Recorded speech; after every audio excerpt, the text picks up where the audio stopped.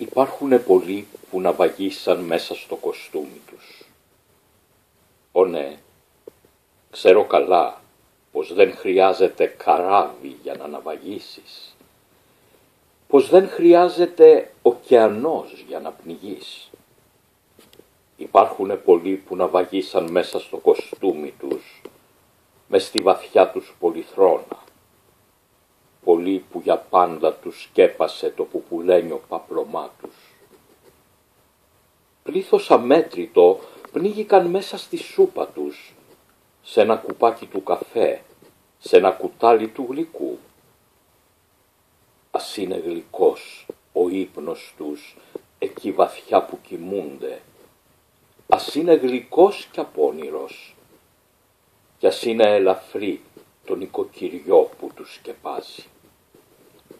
Αργύρης Σιώνης, 1986.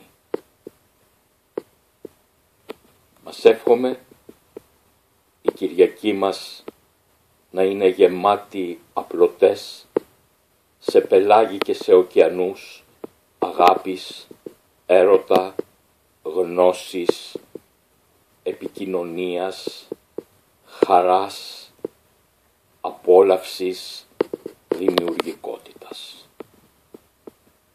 Μπορούμε. Έτσι κι αλλιώς είμαστε όλοι μας ευλογημένοι.